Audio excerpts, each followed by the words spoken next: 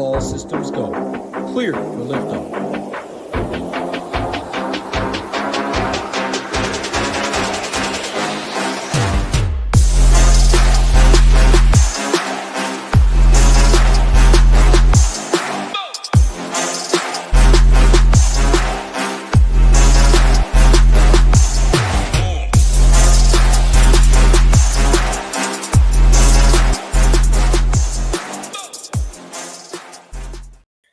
We're back. Week 13. College football season is starting to wind down, but there's still so many good games left, including this weekend. We have an interesting slate. Welcome to the Week 13 College Football Ship It Nation breakdown, analysis, preview show. My name's Bill. Put a dollar in front of it. You'll find me on Discord and Twitter. And like I said, it's a very interesting slate this week. There are some very obvious looking plays. There are some sneakier plays, like a little more variance. Pricing is crazy this week. We'll get to that in a couple of minutes. Speaking of pricing, we still have our $19 for 5 days on any course starter monthly all access plan. You can see the details there. Yeah, I think I did that right. If you're watching on the video, my fingers, I think I'm pointing in the right place. But we also have the rest of the football season still $199, and that gets you Saber Sim. You'll still get into the Ship It games.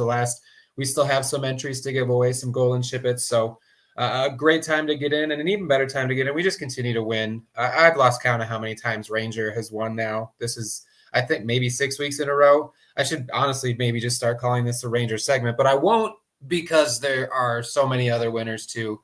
EJMC chopping that MMA contest with Ranger, Ham Hock taking down another college football contest, Donnie with an NFL win this week, and so many thousands of dollars wins, plenty in the hundreds of dollars Ship It's. Just winners across the board week after week for Ship It Nation. So the best deal in the land. 5 days for $19, code SHIP19. But let's dive in to this week's college football slate. We're starting off with Missouri at Oklahoma. Missouri, Bo Pribula was listed as doubtful, but now is questionable. It sounds like maybe he's been cleared medically, but it's going to be up to the coaches whether he plays or not. There's still some limbo there, it seems like. Gut feel, I think we're going to get Matt Zollers again. If Pribula was healthy, I might consider him here, but just this seems like it's going to be a sloggy game. Low implied team totals, honestly, on both sides. And, I mean, OU's pass defense has been getting got by good passers, but I don't know if Zollers is the guy. Ahmad Hardy might be the one guy I have a little interest in here just because of his volume, but honestly, he might be pretty tired from carrying the team last week. OU's run defense is legit. It's a really tough matchup, and at 7,700, I think it's just going to be tough to get there. But again, if there's a guy that can do it, Ahmad Hardy seems like he's it. Pass catchers, not super in love with really anybody. Maybe you can take a shot on a Coleman or Oleg Body's been getting more volume lately. I just don't think you need to. And then on the Oklahoma side, I do think Oklahoma wins this game. Obviously, it's easy to say when the spread is in Oklahoma's favor, but it's not a great matchup for them either. I like that it's in Norman. John Mateer at this price, probably still in play just because he's 7,200. He does have some rushing upside. As long as he doesn't get too cute, I think. I mean, he could easily get to 20 points, and you're sitting just fine. In the backfield, Xavier Robinson, it does seem like it's his backfield. Joe Barnes is questionable again. Just even at 5K, a tough matchup. Could I see one of these guys getting there? Sure. It just doesn't seem like a must click on paper. And then Satania is still the top guy for pass catchers, although the usage in the wide receiver pass catching room has flattened out a little bit. Like even Jermichael Carter is getting involved in this offense. One thing to keep in mind is Keontez Lewis was active last week, but he just played one snap. So he's not on the report again this week, but that doesn't necessarily mean he's going to play. A lot of time for a game that's going to be a little bit sloggy. We'll move on from that one on to one that has a little bit more potential. Louisville at SMU. Louisville's conference championship hopes are dashed, and SMU still has a shot. That's kind of what we're playing for here. And Miller Moss is now questionable on the report. They were daring us to play him at 5,300, but now he's questionable. So maybe, I mean, we're going to get a cheaper backup. Not the greatest matchup, but if we do get the backup quarterback, maybe playing a little bit more free. Definitely something we're going to watch. And, you know, if you're part of the Ship It Nation community, something we'll discuss in our Discord. And I'll take a time to let you know we have a stage every Saturday morning before the slate locks. An hour before lock, we get our team all together in our community and just discuss what we're looking at, what injury news that comes through and things like that. So just wanted to throw in another little nugget, another reason to get involved with Ship It Nation. One of my favorite parts of the week, honestly. Either way, though, it's a tough road matchup against SMU. The backfield just got a lot more interesting, though, because we will have no Browns in this backfield. Keywan and Isaac are both out. So we're going to the Duke. Watson at 5K. I mean, he's going to project as one of the better plays on the slate, no matter how you look at it, even though it's a tough matchup on the road against SMU. I'd still project it to be a close game. And if Duke Watson's the only healthy body in that backfield, what does he need? He needs 12 maybe in a cash lineup to not completely sink your lineup. You're hoping for 15 to 16 and potential for 25. I don't think it's out of the question. Just with those injuries, instantly becomes one of the better projected plays on the slate. Chris Bell, Colin Lacey, still the two guys. Although Chris Bell's had kind of a down few weeks. Over the last 5 weeks, he hasn't scored more than 13.6 points on GK. Now, it doesn't mean he's necessarily a bad play. He's still getting the volume. He just maybe needs to find the end zone, which would be nice. He's due. Definitely capable, though. And Colin Lacey, maybe we'll see him in the backfield a little bit more with these injuries. So I don't mind Lacey. And then on the SMU side, Kevin Jennings has been putting up pretty good numbers. And at 7,600, I think you can take a shot on him here. This is one of those games that might be a little bit sneakier. There's some more obvious games as we get along through this slate, but this is one of those sneakier games that if it does stay competitive, a game stack isn't out of the question.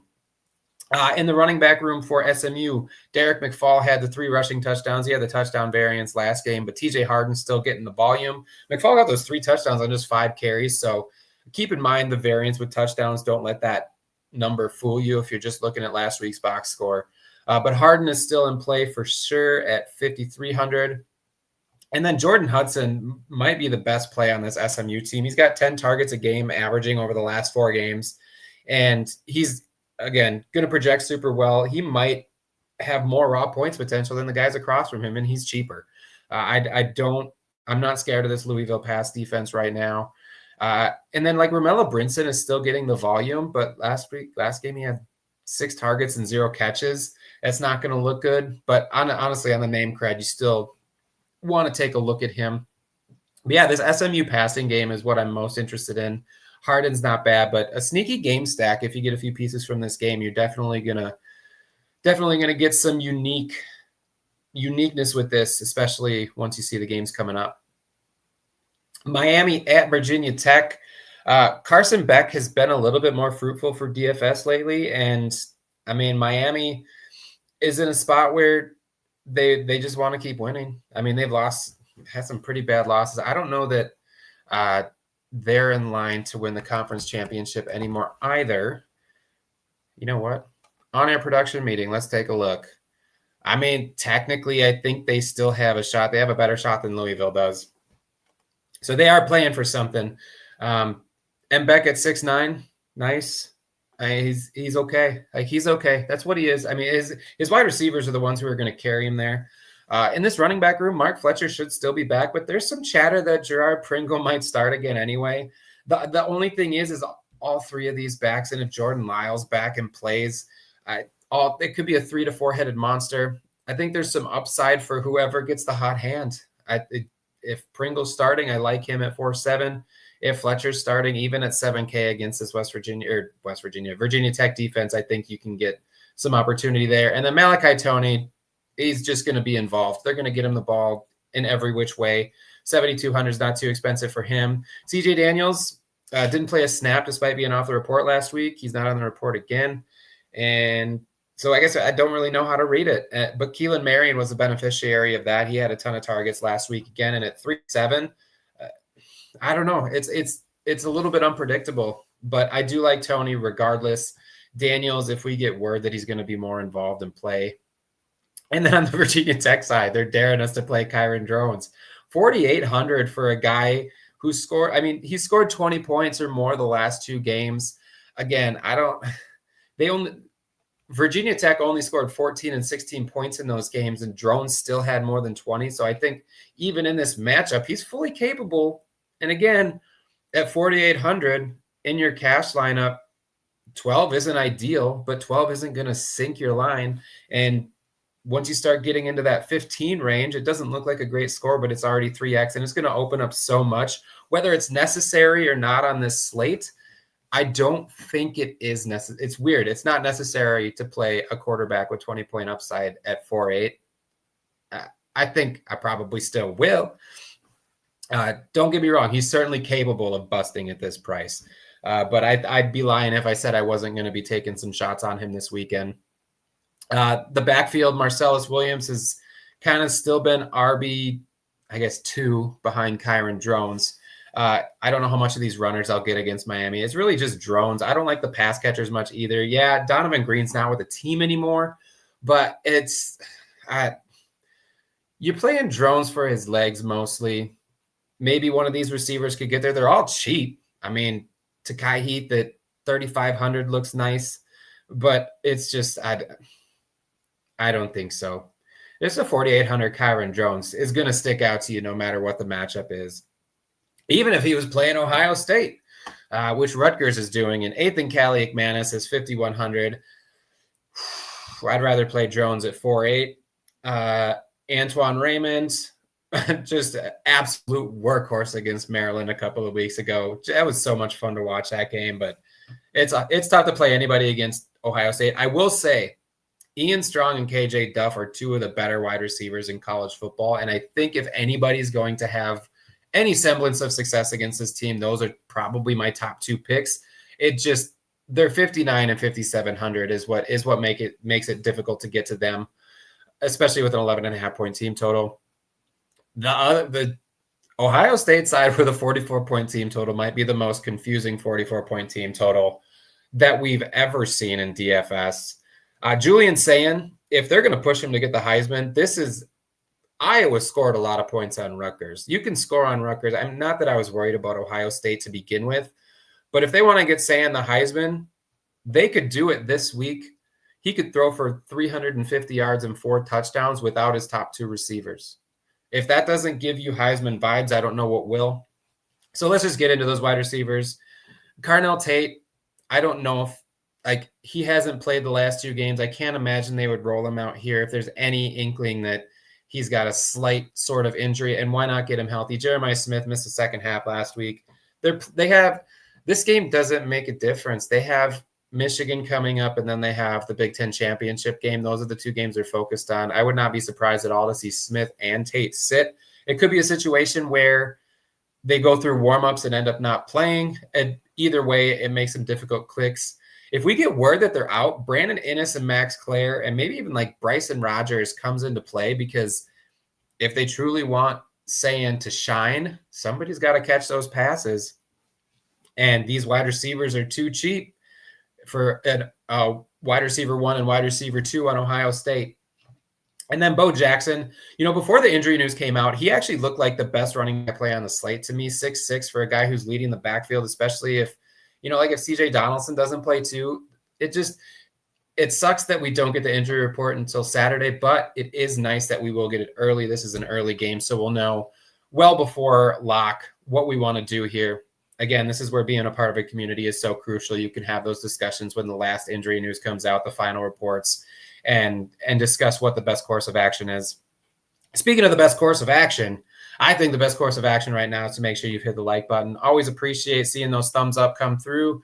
And, like I said, helps us keep providing this free content. We love doing it. We want to keep doing it, and we will keep doing it. But those like buttons give us the ability. It helps us out with the algorithm and just gives us the opportunity to keep doing this.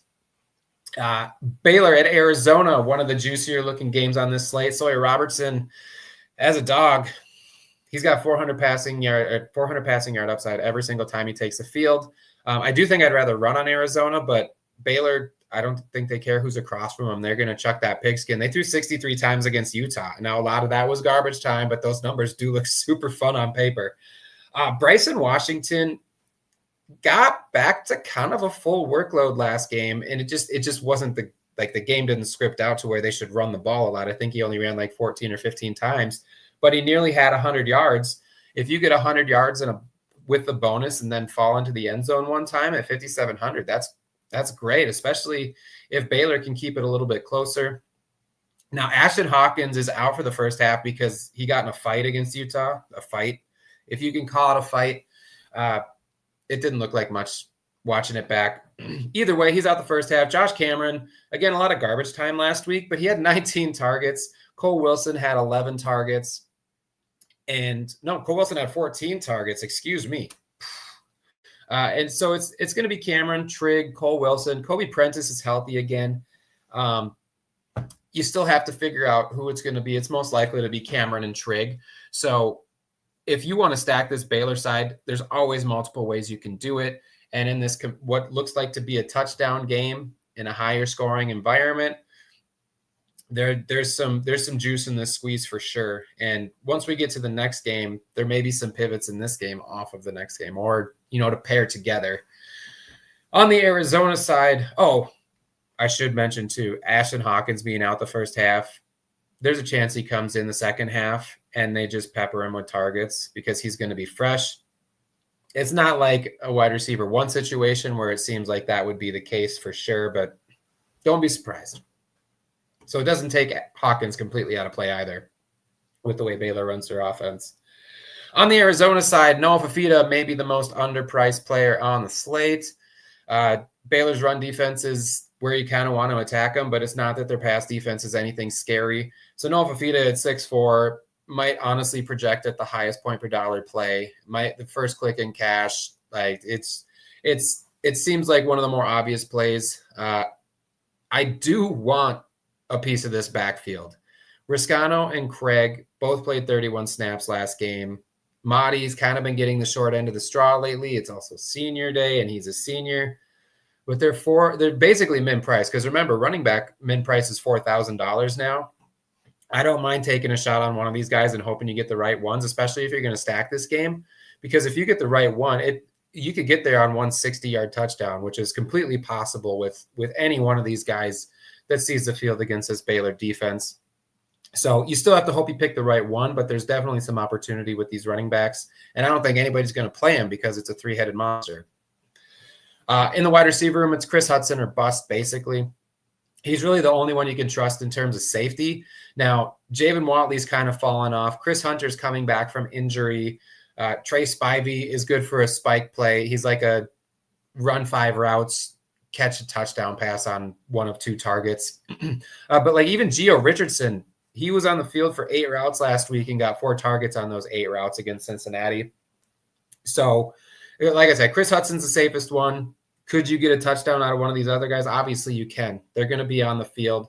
It's just nothing is as reliable as Chris Hudson has been these last few weeks. But a stackable game for sure. Too cheap on all fronts. Even Sawyer Robertson at 8K seems too cheap in this kind of game environment.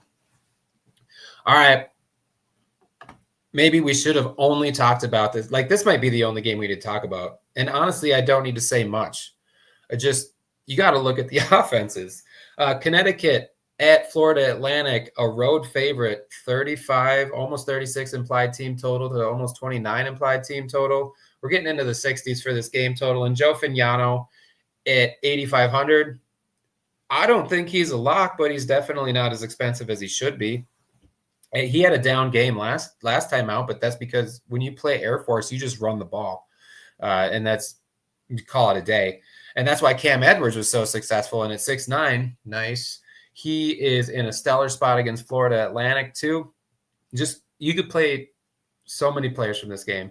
Skylar Bell, the most targeted, most receptions in the country, most yards in the country, probably most touchdowns in the country. I'd have to double check that, but he's at the top of a lot of categories. He's the belle of the ball of this offense. Like Juice Vereen continues to score touchdowns. He's got 5 touchdowns in the last 4 games and has caught 13 of 17 targets over that span. It just doesn't compare. Like, you're still paying up for Bell in this offense. And not just the fact that Connecticut scores a lot of points, but it's because Florida Atlantic is the fastest team in college football. They ran like 94 plays last game. They just go, go, go, go. Caden Velkamp and Easton Messer, both coming over from Western Kentucky. They threw the ball 57 times, if this game turns into a shootout, that last game, if this game turns into a shootout, he could easily throw upwards of 55 to 60 times. So you're looking at his partner in crime. They transferred together, I believe, with their offensive coordinator. But Easton Messer, the only reason he's not leading college football in all categories for wide receivers is because of Skylar Bell across from him. He's still the favorite target at 7K, but you do have to look at Jay-Sean Platt and Asad Wasim because they've been getting a lot more looks lately too, like talking double-digit targets for all three of these top guys in every game because they've just thrown the ball so much. Asad Wasim is coming off of a 15-target game. He got 11 points on catches alone. He's at almost 2x already just on receptions. Everything else after that, you're kind of free rolling. So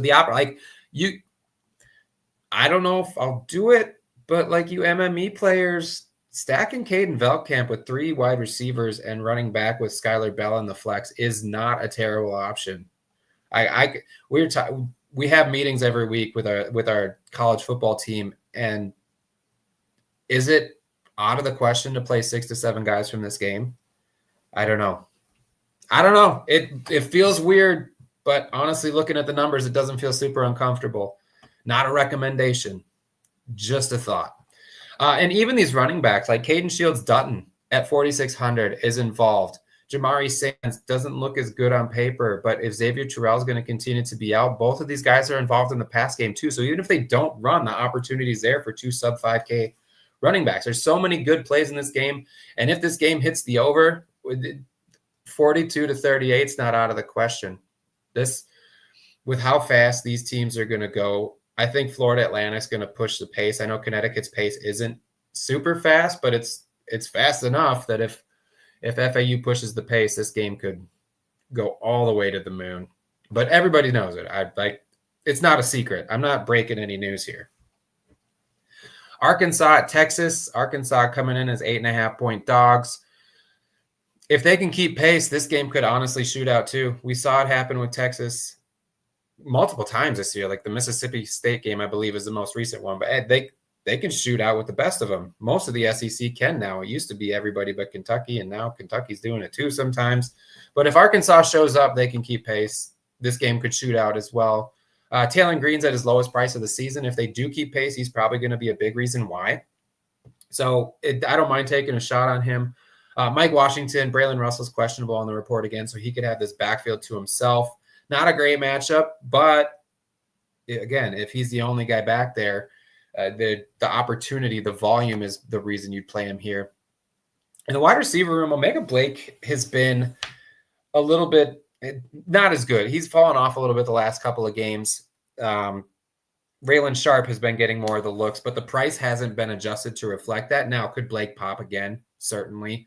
But you're looking at the price difference, $2,400, and the cheaper guy's the one who's been more effective lately. If you are playing this Arkansas side, specifically the passing game, I think Sharp's probably the first guy you're looking at. But Blake, Sharp, and even CJ Brown to a certain extent are fine. On the Texas side, just a stellar matchup for Texas. Like, Arch is expensive, but I don't mind it. I love targeting this Arkansas pass defense. And with the way the quarter, like, look at these two, 8,000 and 8,500. Would I be shocked if Arch Manning outscored one of these two guys? Not at all. And nobody's going to play him because he's more expensive.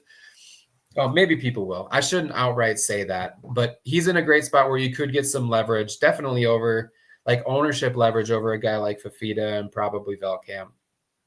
Trey Wisner at 6K, he still seems to be the guy in this backfield, even as players are coming back. Another solid matchup. He's too cheap. Love him in this spot. We could see other guys work in a little bit more, though, if Texas does get ahead, but that's not something you can really project. And then Ryan Wingo has 12 or more targets in 2 of the last 3 games, and he did make his way under the report, but he's probable. But the thing I love is that he's catching his targets at a lot higher rate recently. So that's, even at 6,600, he's in a good spot. DeAndre Moore at 3,900, though. He's been kind of consistent lately, too. He's been getting more targets, and he's cheap. I really do have a lot of interest in this entire Texas offense for the guys that are going to be on the field. So that, not just Wingo, Moore, Wisner, and Manning, that includes Mosley, that includes Livingstone, that includes Endries. I don't mind taking a shot on these guys. Just the price for DeAndre Moore is what's drawing me to him in the wide receiver room, but would not be shocked if this game shoots out too. All right, let's talk about another game that could potentially shoot out. Doesn't look like it quite as much on paper, but man, Kentucky's been scoring points. Cutter Boley's kind of been a bright spot for this team. They've won 3 straight games. Honestly, I don't see why they couldn't keep pace with Vandy, especially the way Vandy's been playing lately. Even at 5K, though, I think you'd still probably need some luck for Cutter Boley to get there, even if Kentucky does score 30 points. But one guy I think that could be a beneficiary if this game stays close is Seth McGowan. He's kind of been getting more of a workhorse load lately, a couple of 20-plus carry games before that FCS game. And you can't really – it's hard to count for FCS games just because it's like a tune-up. But I think in a shootout scenario, Seth McGowan at 5,800 is a good pivot running back if people aren't going to play him. Dowdle hasn't been quite as involved. Patterson's not quite as involved. So it's not McGowan's backfield by himself, but he's got a good share of the workload there. And then Kendrick Law is another guy who could benefit. It won't be as easy as it was against Tennessee Tech for Kentucky, where he had 11 catches on 11 targets, but he had 6 and 7 targets against his SEC opponents in the games leading up to that. So certainly the more targeted wide receiver for Cutter Boley since he came in. The rest of these guys is just kind of a mishmash. So if you are playing the Kentucky side, it's really McGowan and Law for me. McGowan and Law at Law firm? No, it doesn't work. Doesn't work. I went for it, swing and a miss. But on the Vandy side, Diego Pavia has had 90 DraftKings points over the last 2 games. They put the games together. He's got 90 DraftKings points. The Diego Pavia effect is in full blast. Like, it's in full effect. The effect is in effect. But even at 9,200, the highest price guy on the slate, I think you can still, you could argue that you should play him, especially after a bye last week. He's rested up. It's hard to play the running backs with Pavia because Pavia is RB1. But Cedric Alexander does get the touchdown upside. The usage just isn't there that you're rushing to lock any of these running backs in. But if you love Pavia, he's been throwing a little bit more lately. Eli Stowers is still his main target. He's still too cheap for his usage. And when they've been throwing more and scoring, Stowers has been the beneficiary. And honestly, all 4 of these top pass catchers have been benefiting from Vanderbilt's offensive flow the last couple of games. Now, some of it was garbage time in that game against Texas, but Stowers, Richardson, Sherrill, Hoskins, Stowers being the top, all stackable with Diego Pavia in this one with an implied team total over 30. It's just, you gotta have a little bit of courage to get off of those AK quarterbacks and find your way to Pavia, or get off of Fafita and find your way to Pavia. Pavia could end up scoring the most draw points on the slate. Certainly. He has shown that the last couple of weeks. So not a ton of play, like not a ton on the Kentucky side. This game could be a sneakier game. I just don't know how much DFS comes with it. Duke versus North Carolina, one of the best basketball games of the season ever. Oh, we're playing football.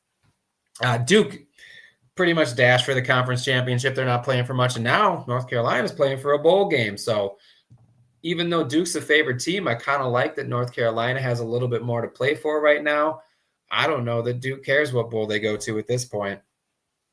But certainly one of the bigger letdowns last week. And we talked about the Darian Mensah roller coaster price. It continues now back down in the low 6Ks. Hard not to like him at 6,300. If we liked him at 8K last week, I know he let everybody down, but definitely going to have an eye on him at 6,300 this week. Nate Shepard, still the guy in the backfield. Wake just ran for nearly 6 yards a carry on North Carolina. Not concerned about him, just a matter of if you can afford him or not. And then the wide receiver room pretty much stays the same. It's Barkate and Brown, still the top 2 guys. Haggins, Anthony, and Hazley. Even Landon King can get there. So it does, like, everybody gets a little bit of love, outside of like Barkate and Brown just getting a little bit more of it. Andrew Anthony is on the report, so something we'll have to watch as the rest of the week goes on. But still, like, Duke has an implied team total of nearly 30. I don't know why you wouldn't love them. They're still, like, they're cheap enough to stack. And on the North Carolina side, I love attacking the Duke defense through the air. And Gio Lopez, I know he's not like been the best quarterback, but at 5,500, I could see a scenario like he's definitely got 20 to 25 point upside. And at 5,500, that's crushing. So you want to target this Duke pass defense. Don't have the best quarterback in the world to do it, but it doesn't take the best quarterback in the world to have success. So Gio at 5.5 is certainly just fine. The backfield is another one where you just gotta. I don't know if you can go there because you don't know who it's going to be. I think it's going to be Damon June, but one game Hall's going to pop, and then the next game it's going to be Gauss. So like I said, June's probably my favorite, but not by a wide margin. And then Kobe Pacer's been getting a big target share the last few weeks. He just hasn't gotten the touchdown payoff. That's still been going to Jordan Shipp. But Pacer's definitely getting wide receiver one type targets, and he's the cheaper of the two. So in this passing game, he's certainly in a good spot. Again, Jordan Shipp, even at 5'8", with the touchdowns he's been getting, it's hard. Like I said, there's a lot of variance with touchdowns, so don't rely on that quite as much, but he's still getting targets too. And then Jake Johnson ran 30 routes last week. If we're going to get 30 routes from Jake Johnson again at 3,600, I'll take that all day against this Duke pass defense. So I don't know if this is necessarily one of those sneakier stack games, but I do think North Carolina's got a lot to play for, and it's definitely a defense that they can put up numbers against. This might be the best real-life football game and maybe the most confusing for DFS. USC at Oregon. We have USC as a 10-point dog on the road, and I don't know. I don't think we can do anything with Jaden Maeva here. Could he have success? Yes, but the one thing about Maeva is that he does a really good job, it seems like, of doing what it takes for USC to win the ball game. Like, I think they could have beaten Notre Dame earlier this year, but he does what he needs to win the football game. It doesn't always translate to DFS success. Sometimes it does, but look at the Iowa game last week. He didn't turn the ball over. He had 250 yards and a touchdown, but that's what he needed to do, and USC won the game. I think it's a situation where even at 7K against this kind of defense, if USC does win this football game, it's because Maeva managed the game well, not necessarily had a ceiling game. So I don't love him a ton at 7K. Could he get there? Certainly. But USC could win this game, and, Maeva still wouldn't get there. Tough matchup for King Miller as well. Wayman Jordan's not going to be back. But even if the yards aren't there, teams have been scoring rushing touchdowns against Oregon. So it's just a $7,500 price tag in this sort of matchup. It's tough to click. And then Makai Lemon and Jacoby Lane are still the two guys in the wide receiver room. Probably my favorite plays. Both had 10 targets last game. I don't think he'll get 10 catches on 10 targets like we did for Lemon last game. But if somebody's capable of, overcoming the matchup against Oregon, I think Makai Lemon's the guy. Again, just tough to click his name when you got Skylar Bell and Easton Messer higher up on the board. On the Oregon side, Dante Moore at a fair price. Teams haven't really been throwing much on USC. Oregon probably could if they want to, but they've been running the ball really well, so I don't know how much they'll actually throw, especially with the question marks in the wide receiver room. Again, something we're not going to get clarity on early. It's all the Saturday reports for the Big Ten. But this running back room is going to be question marks too. Like, we don't know who it's going to be. I think it's going to be Whittington and Davison, like, getting a bulk, but which one's going to get the nod? We're not 100% certain. And Whittington at 7-1 and Davison at 6-1. It's not like a cheap timeshare either. You want to get the right one, and De'Ari Hill's probably still going to mix in some, not enough to like click his name or anything, but enough where you have some pause with Whittington and Davison. And then it sounds like DeCorian Moore, Evan Stewart, and Gary Bryant are all going to sit. I don't think they're going to play. Now, could we get news that they do? Yes. How much does it change this slate and what you're going to do with Oregon? I still don't know that it's going to do a whole lot. There's so much opportunity to spread the ball around, and if those guys are healthy, it spreads the ball around even more. I do love me some Kenyon Sadiq. He will probably get peppered when Oregon does throw the ball. Malik Benson certainly stands to benefit if those other guys can't play again. And then Jamari Johnson at 3,100 is maybe the best min price play for pass catchers specifically on the slate. If there's no DeCorian Moore, no Evan Stewart, and no Gary Bryant. It really just funnels the usage to these guys, and they're cheap. So you could stack this game, certainly. It's a stackable game. There's just a lot of question marks of who it's going to be, and if USC's usage is enough to get there on DraftKings in this tough matchup. Like, even if they score 24 points, there's a chance that these guys are priced high enough that they don't get there. But certainly should be a fun game to watch. I'm excited to watch real life football on this one. TCU at Houston, a little bit easier to figure out where the ball's going to go in this game. On the TCU side, Josh Hoover, 6'7". Kids go crazy, but I am not crazy for him. He has not been playing well recently. Certainly can get there at this price. I just think that the chance of a letdown is still there. But I mean, if nobody's going to play him, get some leverage on a guy who used to come in with 25 to 30 point upside. The running back room, no Kavorian Barnes already, and Trent Battle's questionable. So this would be a great spot for Jeremy Payne.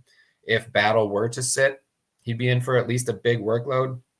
In the last 3 games, teams have averaged 4.5 yards a carry against Houston. And 2 of those teams were West Virginia and Central Florida. So it's not like juggernauts getting the yards on him. So Jeremy Payne would be in a great spot at 4.9 if he has a backfield to himself. And in the wide receiver room, throwing the ball against Houston hasn't been easy, but if somebody's going to be able to have success, it's still Eric McAllister. Double-digit targets in 4 straight games, more than 100 yards in 3 straight. Jordan Dwyer typically or still capable of getting a ceiling game at 6,300. Ed Small is already ruled out again, and Joseph Manjack appears to have worked his way out of the doghouse, but he's still looking like the third option at best in this pass offense. And one thing to note is that Jordan Bailey is back from injury, and he's mid-price. So maybe he'll see the field a little bit more. That'd be a super risky play. I'd rather just play Jamari Johnson at 3-1 in that game we just talked about. But if Manjack gets a case of the drops again, I would not be surprised if Jordan Bailey gets on the field a little bit more. And then on the Houston side, I'm not scared of this TCU defense. That plus Connor Wegman's running ability makes him a great play even at 8-6. I think he's a solid pivot that could outscore like a Fignano and possibly even Veltkamp. Just with the way this game sets up, if this game hits the over and the other one doesn't, we get more points to go around for this Houston squad. I don't see any reason it can't happen. Dean Connors, actually the second leading rusher in Houston's last game to DJ Butler, but Connors still had 20-something more snaps, so he's still the RB1. Running against TCU is a bit tougher than it is passing, but Connors is involved enough in the pass game. Even if they can't run, he still has some upside here. And then the nice thing with Houston is we know where the ball's going to go when they throw it. It's going to Amari Thomas and Tanner Koziel. Since Stephen Johnson went down, or Steven, no one else has really stepped up. In fact, Connors has kind of been wide receiver 3 out of the backfield. So it is a little bit more of an expensive stack with Wegman being 8-6. But his wide receivers, Amari Thomas and Tanner Koziel, are both underpriced for the looks that they get in their usage. So I don't mind a Houston stack here. And again, this is a game that could certainly outscore that mid-major game. Mid-major. FCS? Not FCS. Mid-major. Why did I call it a mid-major? G5. That's what I was looking for. Holy cow. Let's get through this last game. Kansas State at Utah. Kansas State looks like they may have given up on this season. Avery Johnson's cheap. That's all he is. But I'd rather save $2K and go all the way down to Kyron Jones, or save $400 and go to Fafita. I don't know that, man. Kansas, just look at the game against Oklahoma State and tell me that Kansas State is still trying to play hard this season. Whatever. You can take a shot on Avery Johnson just based on what Baylor did to Utah last week. Even garbage time counts for DFS too. Joe Jackson really needs to score to get there. And even at this price, I'm still not super in love with him. Although now that I say that, he'll probably get 5 points just on receptions. And then Jace Brown is out for the rest of the season. Jaron Bradley's questionable. So who's left? I had Jerron Tibbs at 4,800. Seems nice. Garrett Oakley does have a nice looking prop at 4,400. I don't mind taking a shot on Garrett Oakley, actually, regardless of what you think about Kansas State. And then Lincoln Cure is interesting at min price. Another risky one, but he is a big, one of the biggest recruits to come into Kansas State. He's a 6'5", 245 tight end, but they list him at wide receiver because he plays like a wide receiver. He did play 21 snaps against Oklahoma State, which is the most he's had this year by far. And it sounds like he limped off the field at one point, but he's not on the report or anything. So Lincoln Cure, just remember the name. I'm not going to make an outright call, but one of those guys that if he shows up in the box score with 2 touchdowns, I'm not going to be blown out. Like, it's not going to blow my mind at all. The dude is an absolute machine. And if they can get him in rhythm in this offense, he could be a problem for opponents moving forward. Utah, big favorite at home. Devin Dampier's not on the report, and I think Utah's just going to boat race Kansas.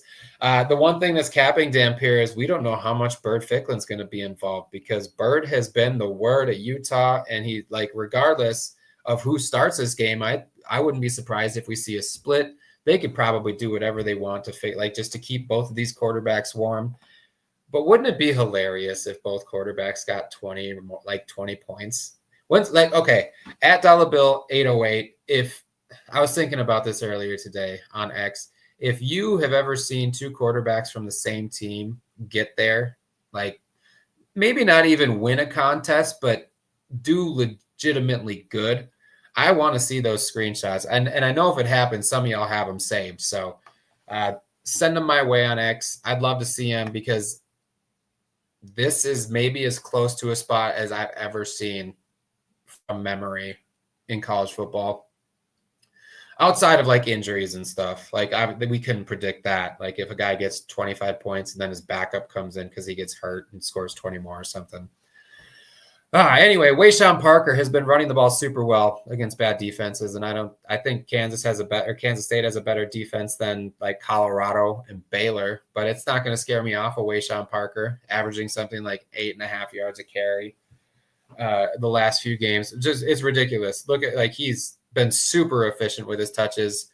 The one thing that does scare me is Nakari Rogers has been sniping touchdowns from him like crazy. Both guys have scored in 3 straight games though, so maybe if they can keep up this trend. I love the way Parker's been running the ball, and I think they can do it here too. For pass catchers, it's Ryan Davis, it's Dallin Bentley, same kind of story. JJ Buchanan has been more involved lately. He just hasn't gotten a ton of production from it.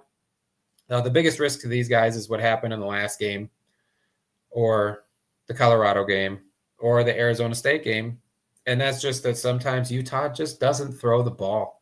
Like, they were 8 for 16 last game and 8 for 13 in another game. If they don't need to throw the ball, there's a chance they just don't do it. So that's probably the biggest risk of the Utah guys, which would make me honestly like these running backs even more. But that's going to do it for the slate. 12 games. Again, a lot of interest, like some plays that seem obvious, some places where I think you can pivot, and I just think there's some fun games. There's not like the USC Oregon, maybe the best real life football game, but I think there's going to be some entertaining games to watch too, which is a perfect way to lead into the way we close every single week. Rule number 1, college football is fun. Enjoy the sweat, enjoy the process, building your lineups, enjoy the fact that we get to watch college football on TV, and be thankful that we have the opportunity to play college football DFS. But most of all, the big guy said it best. Be thankful for each day. Never take a day for granted. We don't know how many we have, and it's never enough. We never know when the next one is going to be our last. But that's going to do it for this week's edition of the Ship It Nation College Football Breakdown Show. I will see you in the streets this weekend. Let's go out and ship one for the big guy.